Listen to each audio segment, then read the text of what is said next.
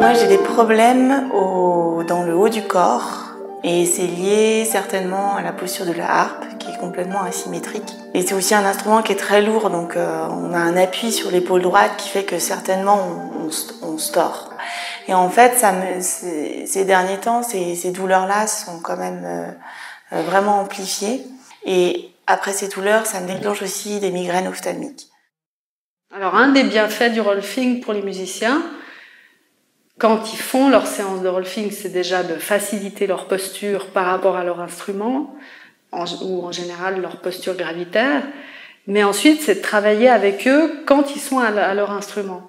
Et c'est là qu'on va se rendre compte qu'eux-mêmes vont se rendre compte qu'il y a des tas de choses qu'ils peuvent adapter dans leur manière de s'asseoir, par exemple, de manière à moins de douleur dans les articulations en général, mais aussi ils vont entendre qu'ils produisent un son très différent lorsqu'ils sont dans leur axe gravitaire. Moi, tu sais, quand tu as deux poteaux qui sont appuyés l'un contre l'autre, comme ça, oui, si tu vas là, il y en a un qui a plus de force que l'autre. Oui.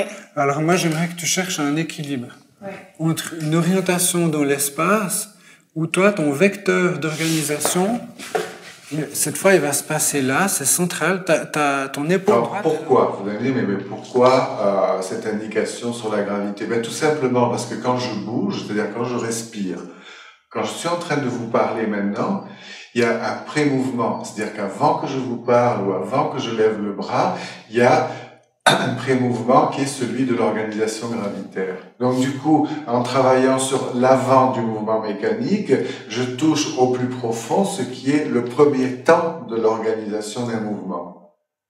Donc il y a une anticipation dans tous les mouvements qui est l'ajustage gravitaire. Et souvent, cet ajustage gravitaire, on ne le sent pas puisque c'est un tout petit mouvement interne. Et donc, il peut être faillible, ne pas fonctionner correctement. Et moi, je m'escrime à retrouver la fonction de l'épaule, alors qu'en fait, c'est la colonne qui ne portait pas bien et qui faisait que mon épaule ne pouvait pas être libre parce que j'avais une espèce de chute de la colonne vertébrale. Et donc, chaque fois que je vais travailler, je vais appuyer de plus en plus comme ça, au lieu d'appuyer avec, au contraire, quelque chose qui monte dans ma colonne. Si je fais un geste répétitif de cet ordre-là, ou un geste sportif. Tu construis d'abord ton sacrum, qui pose. Tu construis ta main, tu construis ton espace à droite. Voilà, pardon.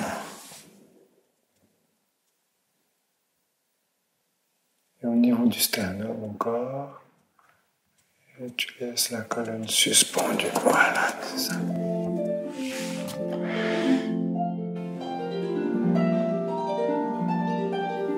C'est vrai qu'aujourd'hui, c'était assez différent des autres séances de rolfing parce que je suis venue aussi avec mon instrument, en fait.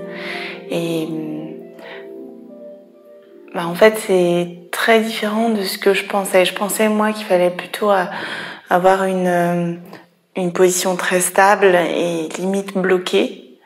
Et en fait, c'est tout dans un mouvement fluide et d'ouverture et de sensation aussi sur tout ce qu'il y a autour, en fait, en dehors de l'instrument. Et c'est très intéressant parce que je pense qu'on se focalise beaucoup sur les doigts, sur la technique. Et finalement, en discutant avec Mathias, on réalise que ces soucis, c'est pas des problèmes, c'est aussi une thérapie. Pour moi, en fait, ça me permet vraiment de faire travailler mon corps, mais en douceur et en fluidité, en fait.